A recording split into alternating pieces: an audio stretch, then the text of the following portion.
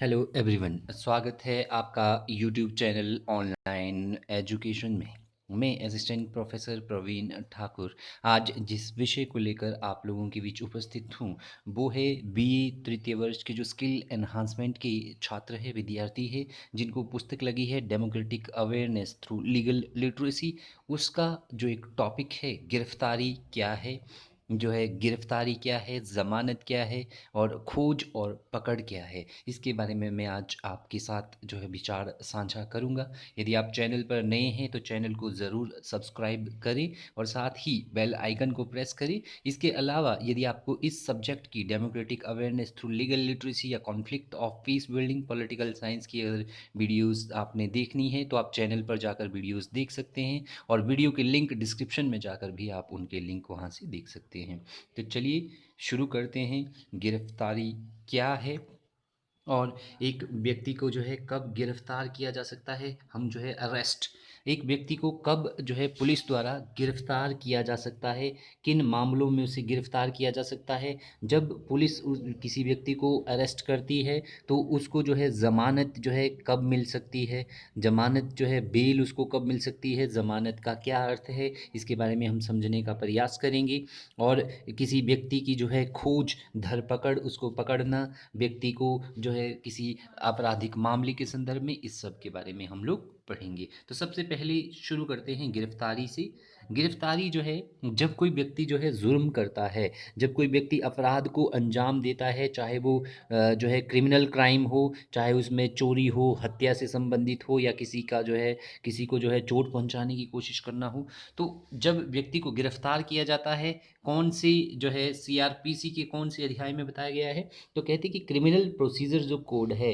CrPC criminal procedure code, जो है crime से संबंधित जिसमें नीति नियम दिए गए हैं, इसका जो अध्याय 5 है, सीआरपीसी का अध्याय 5 और सेक्शन 41, सीआरपीसी का जो चैप्टर 5 है और जो है सेक्शन 41 में जो है यह कहा गया है, ये बताया गया है कि एक व्यक्ति को पुलिस बिना वारंट के किन किन अवस्थाओं में गिरफ्तार कर सकती है। अर्थात पुलिस जो है किसी व्यक्ति को बिना वारंट के उस व्यक्ति को जो है बिना बताए कि किन किन अवस्थाओं में उस व्यक्ति को गिरफ्तार किया जा सकता है, एक व्यक्ति को। अदरवाइज जो है यह व्यक्ति का जो है अधिकार होता है, बिना किसी वारंट के व्यक्ति को पुलिस गिरफ्तार नहीं कर सकती है, केवल कुछ एक अवस्थाओं को छोड़कर। तो किन किन अवस्थाओं में व्यक्ति को गिरफ्तार किया जा सकता है पुलिस के द्वारा,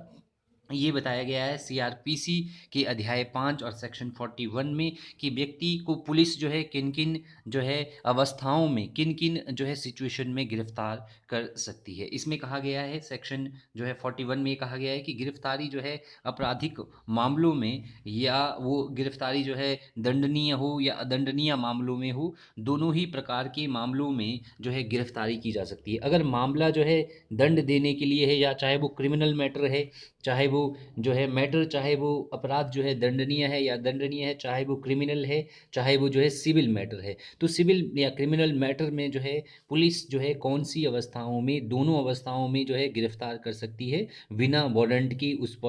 व्यक्ति को बताए हुए, बिना वारंट की उसको गिरफ्तार कर सकती है। यहाँ पर मैं एक बात क्लियर करना चाहता हूँ, जब भी पुलिस किसी व्यक्ति को पकड़ती है तो वो वारंट के आधार पर वारंट बना के लाती है उस व्यक्ति के विरुद्ध कि आपने इस क्राइम को अंजाम दिया है। लेकिन कुछ अवस्थाओं में ऐसा भी पुलिस करती है कि बिना बताए जो है व्यक्ति को गिरफ्तार करती है। तो वो कौन कौन सी अवस्थाएं हैं जिनमें सीआरपीसी का जो अध्याय 5 है और सेक्शन 41 है वो पुलिस को अलाउ करता है कि वह व्यक्ति को गिरफ्तार कर सकता है बिना वारंट की। तो किन अवस्थाओं में कर सकता है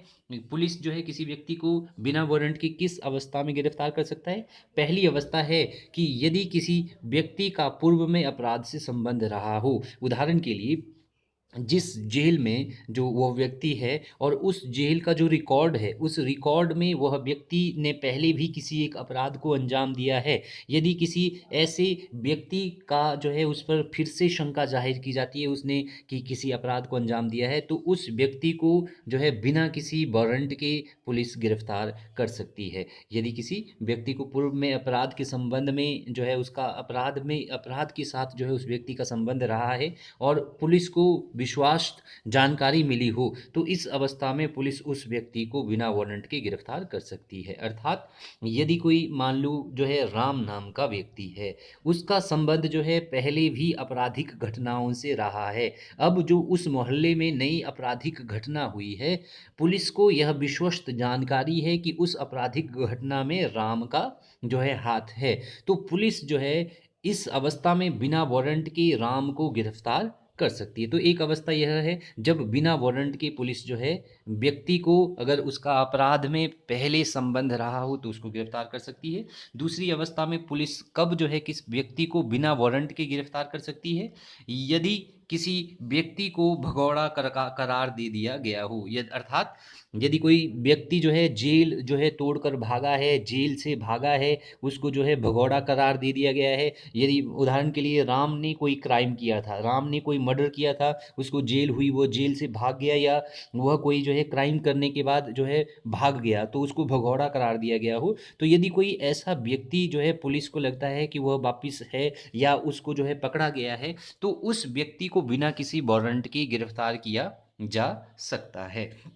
तीसरी अवस्था कौन सी है, जब पुलिस जो है किसी व्यक्ति को बिना वारंट के गिरफ्तार कर सकती है। तीसरी अवस्था वह है कि यदि किसी व्यक्ति के पास ऐसा हथियार है जिसका लाइसेंस नहीं है, या कोई व्यक्ति किसी व्यक्ति के घर का ताला तोड़कर उसमें प्रवेश करता है, तो उस अवस्था में भी उस व्यक्ति को जो है बिना जो है वारंट के गिरफ्तार किया जा सकता है। उदाहरण के लिए देखो, यदि राम है, राम जो है इलीगल तौर पर जो है हथियार रखता है, यदि जो है राम जो है AK-47 या जो है पिस्तौल अपने पास रखता है, और उस AK-47 का राम के पास जो है लाइसेंस नहीं है, यदि कोई ऐसा हथियार है, AK-47 है या उसके पास बंदूक है लेकिन उसका लाइसेंस नहीं है, तो उस अवस्था में भी पुलिस राम को जो है क्या कर सकती है, बिना वारंट की गिरफ्तार कर सकती है। या राम जो है श्याम के घर का ताला तोड़कर उसके घर में प्रवेश करता है, तो उस अवस्था में भी पुलिस जो है राम को श्याम के घर जो है ताला तोड़ने के जुर्म में उसको बिना वारंट के गिरफ्तार कर सकती है। तो ये तीसरी अवस्था है जो CRPC के जो है अध्याय 5 और सेक्शन 41 में कहा गया है कि कब पुलिस जो है व्यक्ति को बिना वारंट के गिरफ्तार कर सकती है। तो चौथा ऐसा इंसिडेंट है जब व्यक्ति को जो है पुलिस बिना किसी वारंट के गिरफ्तार कर सकती है। पुलिस ऐसे व्यक्ति को गिरफ्तार जो है किया जा सकता है या कर सकती है यदि वह पहले अपराधी रहा हो तथा वह नियमों को तोड़ता हो। यदि किसी व्यक्ति ने जो है पास्ट में कोई क्राइम किया है, मान लो राम ने जो पास्ट है उसके पास्ट में कोई क्राइम किया है, कोई मर्डर किया है, या जो है उसने कोई चोरी की है, तो जब जो है भविष्य में अगर कोई चोरी होती है और उसका जो है उससे संबंध पाया जाता है, या राम जो है आने वाले समय में कुछ नियमों को तोड़ता है या वो फिर से चोरी करता है, तो उस अवस्था में भी ऐसे व्यक्ति को अर्थात राम को बिना किसी जो है वारंट के गिरफ्तार किया जा सकता है। और पांचवी अवस्था है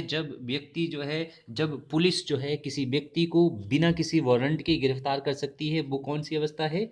पुलिस ऐसे व्यक्ति को जो है जब उसको लगता है कि उस जो है व्यक्ति पर जो है संदेह किया गया है, उस व्यक्ति पर जो है संदेह किया गया है जिसने शस्त्र सेना को छोड़ा है। यदि कोई व्यक्ति जो है सशस्त्र सेनाओं को छोड़कर आ गया है, इंडियन आर्मी को छोड़कर आ गया है, तो यदि किसी व्यक्ति पर ऐसा संदेह है और वह ड्यूटी वापस नहीं जा रहा है, तो ऐसे व्यक्ति को भी बिना वारंट के जो है गिरफ्तार किया जा सकता है। सशस्त्र सेना को जिसने छोड़ा हो, ऐसे व्यक्ति को भी बिना वारंट के गिरफ्तार किया जा सकता है। छठी जो अवस्था है जिसमें पुलिस किसी व्यक्ति को बिना वारंट के गिरफ्तार कर सकती है, वो है कि यदि किसी व्यक्ति के विरुद्ध जो है विश्वसनीय जानकारी प्राप्त हुई है। यदि उदाहरण के लिए यदि राम के विरुद्ध यह विश्वसनीय जानकारी प्राप्त हुई है तथा वह व्यक्ति भारत के क्षेत्र के बाहर रह रहा हो, और ऐसी अवस्था में जो है उनको बिना वारंट के गिरफ्तार किया जा सकता है। ठीक है,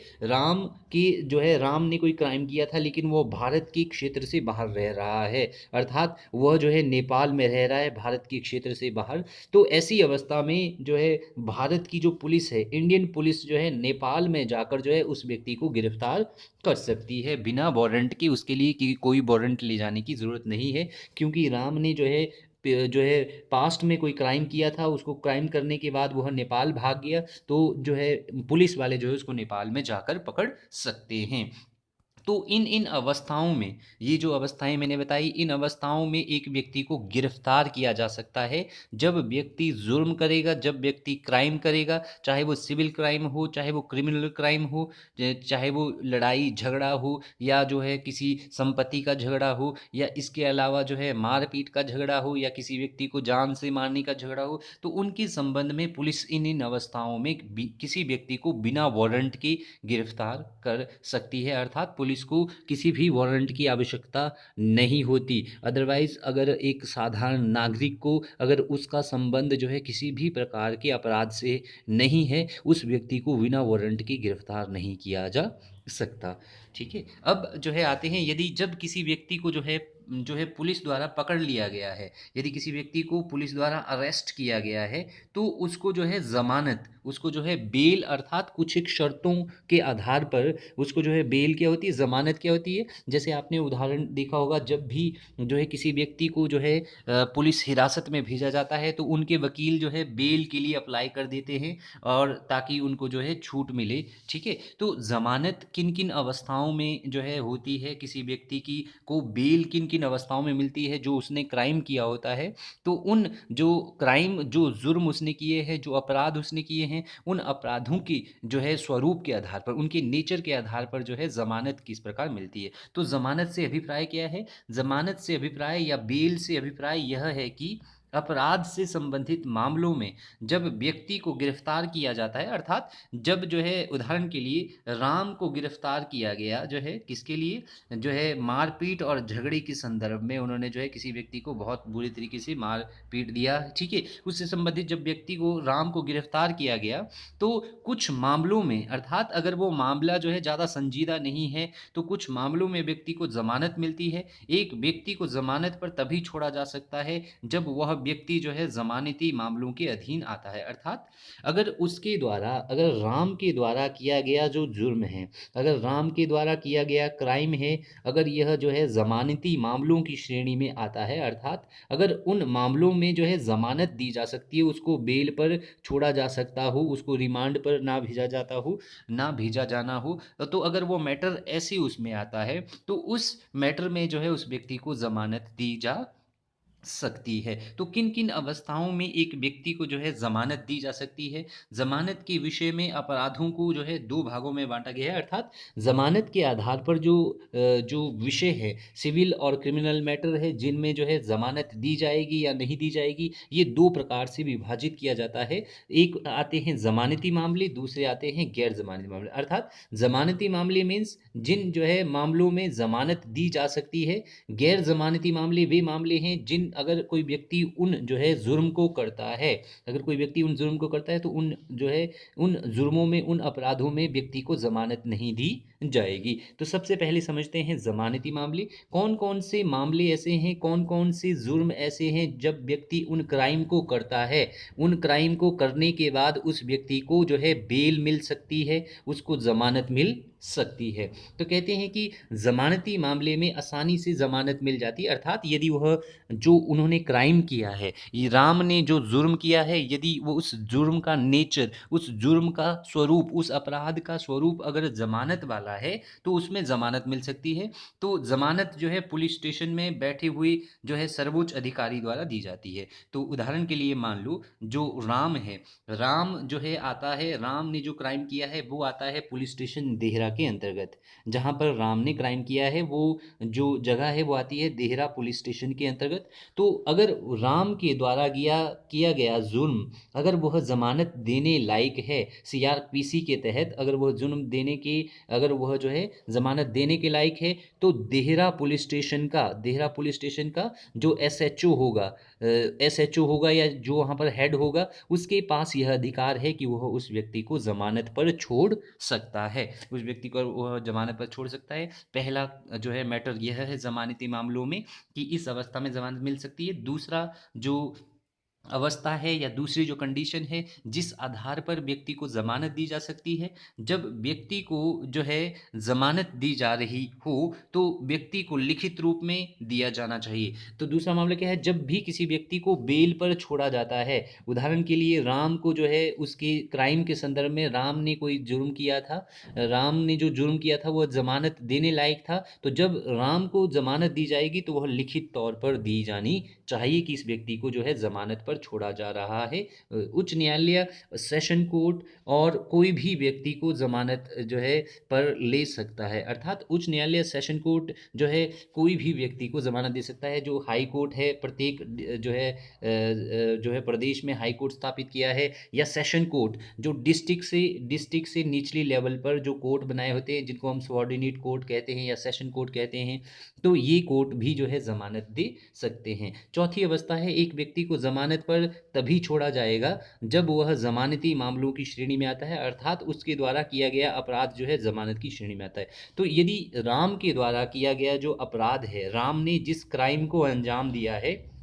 राम ने जिस क्राइम को जन्म दिया है, राम ने जिस अपराध को किया है, यदि वह अपराध जो है ज़मानती मामलों की श्रेणी में आता है, यदि उस मामले में जो है अदालत के अनुसार सीआरपीसी क्रिमिनल प्रोसीजर कोड के तहत जो है उस व्यक्ति को ज़मानत दी जा सकती है, यदि राम को ज़मानत दी जा सकती है तभी राम को ज़मानत मिलेगी, अदरवाइज़ नहीं। तो ये तो थे ज़मानती मामले जिनमें जो है एक व्यक्ति को जो है ज़मानत मिल सकती है। तो ज़मानती मामलों में होता क्या है, ज़मानती मामलों में ज़मानत या तो पुलिस अधिकारी द्वारा दी जाएगी, अर्थात यदि पुलिस स्टेशन पर जो है अगर उस व्यक्ति को बेल मिलनी है तो पुलिस स्टेशन में जो हेड होगा, चाहे वो एसएचओ हो, चाहे वो सब इंस्पेक्टर है एक चौकी पे लेवल पर, तो वहाँ पर जो है ये उच्च अधिकारी द्वारा यह ज़मानत दी जाएगी। या इसमें जो है ज़मानतकर्ता को कुछ जो है, ज़मानतकर्ता को क्या करना पड़ता है, ज़मानतकर्ता को जो है कुछ नियमों का अनुसरण करना पड़ता है। अर्थात उदाहरण के लिए यदि राम को ज़मानत पर छोड़ा गया, इसका अर्थ यह बिल्कुल नहीं है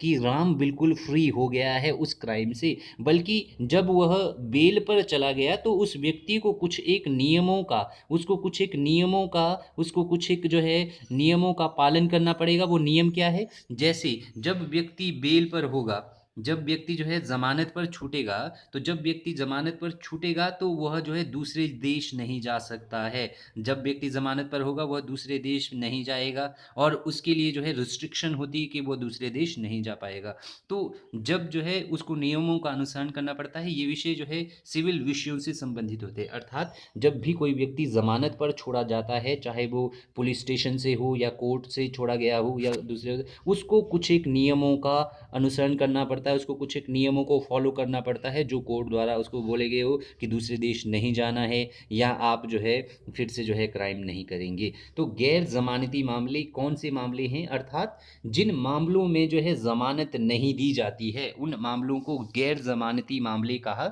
जाता है। अगर कोई व्यक्ति ऐसे अपराध करता है, ऐसे मामलों में संलिप्त पाया जाता है, तो उस व्यक्ति को कोई भी ज़मानत नहीं मिलेगी। ठीक है, गैर जमानती मामलों में अपराधी को उसके द्वारा किए हुए अपराध स्वरूप को देखते हुए, उसके अपराध के स्वरूप को देखते हुए, जिस प्रकार का उसने क्राइम किया है उसके अपराध के स्वरूप को देखते हुए जमानत नहीं मिलती। अर्थात यदि किसी व्यक्ति को मृत्यु दंड दिया गया हो तो उसे जमानत नहीं मिलती है। उदाहरण के लिए जो है, यदि राम ने मर्डर किया है, किसी की हत्या की है, तो यह हत्या करने का जो उसके ऊपर जो दोष लगा है वह सिद्ध हो गया है, तो उसको जो है फांसी की सज़ा या उम्र कैद की सज़ा दी गई है। और यदि राम जो है बेल के लिए अप्लाई करता है, ज़मानत के लिए अप्लाई करता है, तो उसको ज़मानत नहीं मिलेगी, क्योंकि जो हत्या है, जो फांसी का जो प्रोविज़न है, यह ज़मानती मामलों की श्रेणी में नहीं आता है, यह गैर ज़मानती मामलों में आता है। अर्थात इन मामलों में, हत्या के मामलों में जो है ज़मानत व्यक्ति को नहीं मिलती है, तो इस मामले पर व्यक्ति को जो है ज़मानत नहीं मिलेगी। तो गैर ज़मानती मामलों में ऐसे मामले आएगी जिनमें ज़मानत नहीं मिलती है। तो दूसरा कॉन्टेक्स्ट है, जब व्यक्ति को ज़मानत पर छोड़ा जाए तो इसका कारण सहित आदेश देना। यदि ज़मानती मामलों में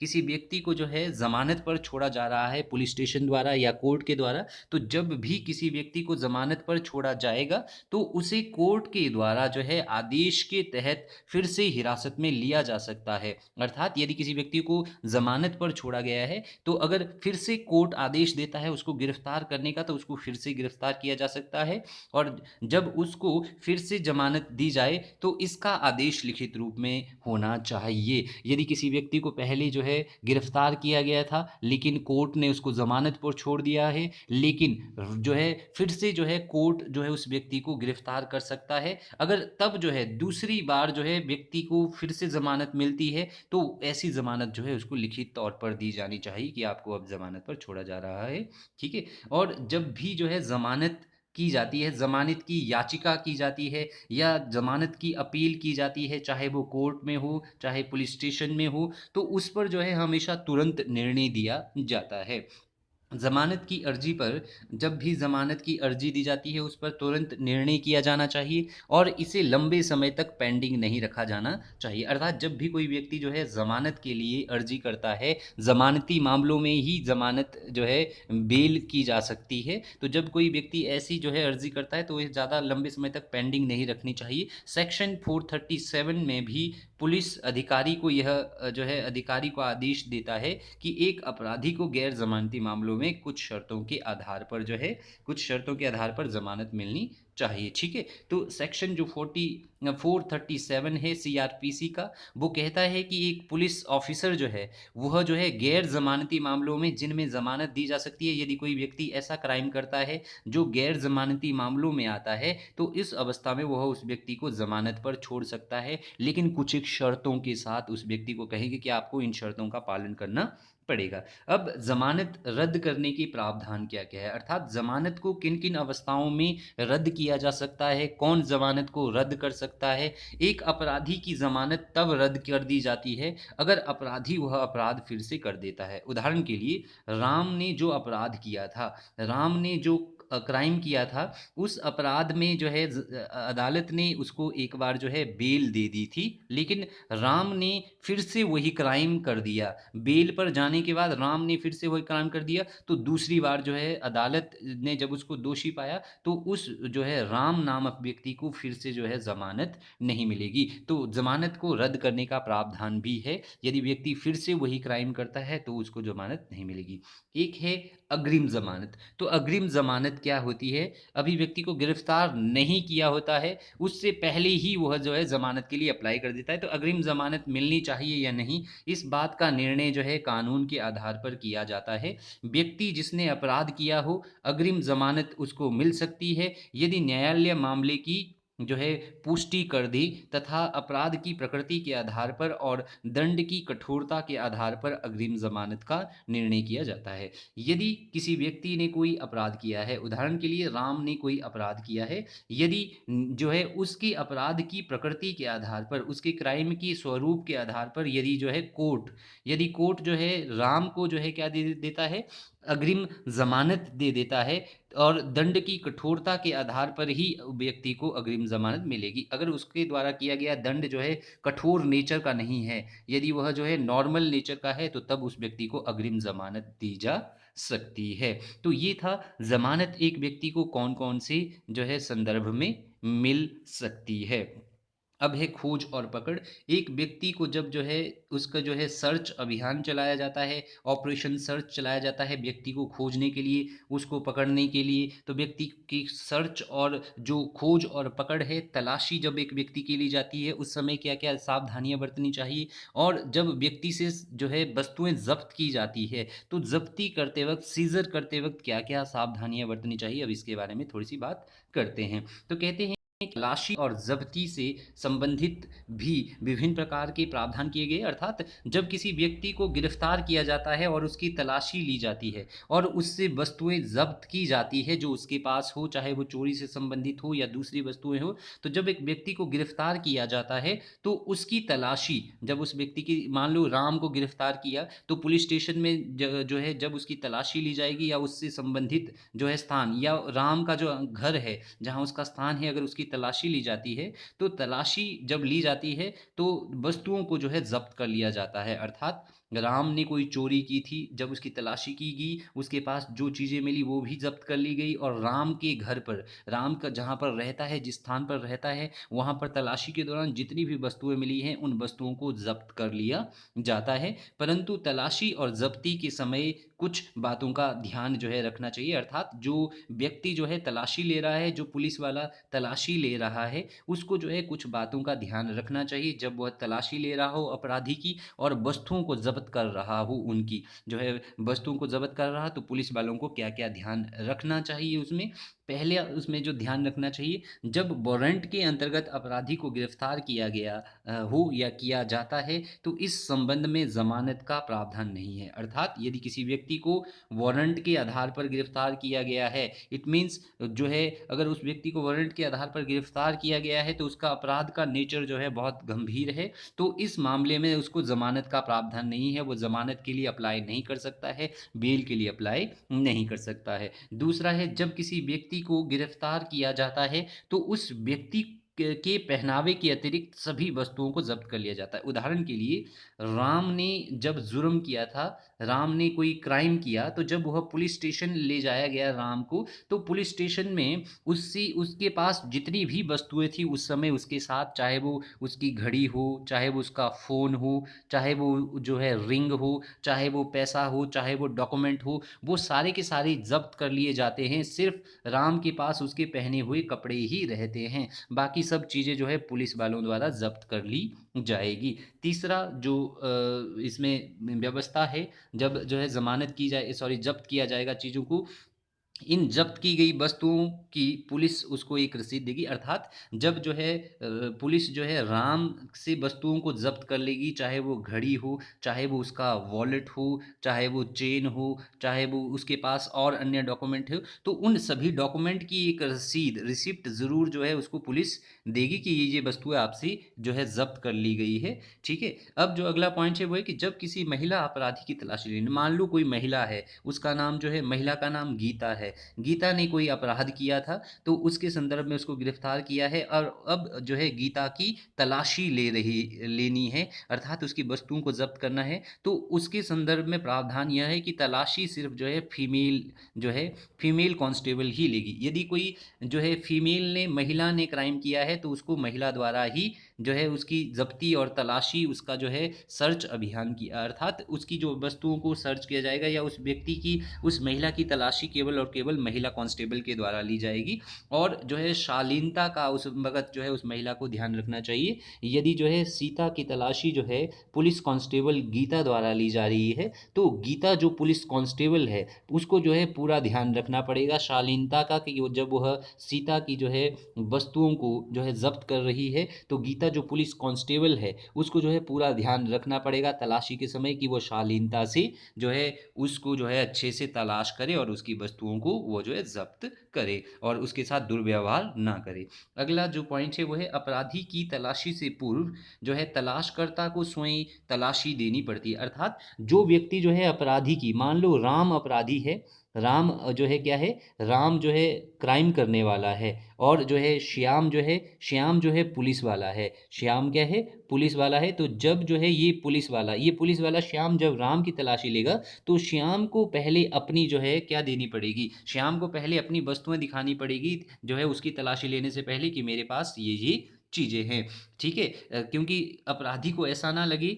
ऐसा क्यों किया जाता है, पुलिस वाले को पहले अपनी वस्तुएं क्यों बतानी पड़ती है, ताकि इसकी संभावना ना रहे कि तलाशी में दिखाई जाने वाली वस्तुएं ज़बरदस्ती से अपराधी के कपड़ों में छिपाई गई हो। ठीक है। ताकि अपराधी को ऐसा ना लगे कि पुलिस वाले ने ये चीज़ें खुद लाई थी लेकिन ज़बरदस्ती मेरे कपड़ों में छिपा दी, इसलिए पुलिस वाले को पहले अपनी तलाशी देनी पड़ेगी, उसके बाद ही वह अपराधी की तलाशी ले पाएगा। तो अपराधी की तलाशी से पूर्व जो तलाशी करता है, जो पुलिस वाला उसकी तलाश करेगा, उसमें से जो है वस्तुओं को जब्त करेगा, उसको अपनी भी तलाशी देनी पड़ेगी, उसको जो है दिखाना पड़ेगा उसके पास खुद कितनी वस्तुएं हैं। ठीक है। उसके बाद है, जब व्यक्ति को चोरी के संदेह में पकड़ा जाता है, तो ऐसी अवस्था में जो है उस उसकी संपत्ति उससे छीन ली जाती है और ज़ब्त कर ली जाती है। ठीक है? मान लो राम को चोरी के मैटर में राम को जो है चोरी के क्राइम में गिरफ्तार किया गया है। तो जब जितनी भी संपत्ति राम से जो है राम के पास होगी वो सारी की सारी संपत्ति जो है ज़ब्त कर ली जाएगी पुलिस के द्वारा। तो जब भी कोई व्यक्ति चोरी के मैटर में जो है पकड़ा जाता है तो उससे उसकी संपत्ति छीन ली जाती है। लास्ट पॉइंट है, ज़ब्ती की सूचना तुरंत जो है दंडाधिकारी को देनी पड़ती है, अर्थात जो भी राम से जितनी भी वस्तुएं जब्त कर ली गई, क्योंकि उसने चोरी का केस किया था, तो उससे जितनी भी वस्तुएं जब्त कर ली गई, तो जो दंडाधिकारी होगा, चाहे वो एग्जीक्यूटिव मजिस्ट्रेट हो, चाहे वो न्यायाधीश हो, तो कोर्ट में जो है उसका आपको जो है क्या देना पड़ेगा, कोर्ट में जाकर आपको जो है उसका हवाला देना पड़ेगा कि इस व्यक्ति से इतनी चीज़ें जो है क्या की गई है, जब्त कर ली गई है। जैसे देखो, आप देखते हैं कई बार गाड़ियों को जब्त कर लिया जाता है, पूरी पूरी गाड़ियों को, जिनमें जो है लकड़ियों को जो है इल्लीगल तौर पर स्मगल किया जाता है, या चरस अफीम को जो है पकड़ा जाता है, तो या पैसों को जो है इल्लीगल तौर पर पकड़ा जाता है, तो उसकी सूचना, उस जब्ती की सूचना, जो जब्त की गई चीज़ें हैं उनकी सूचना जो है दंडाधिकारी को देना आवश्यक है। तो ये था सर्च वेल जमानत। Thank you.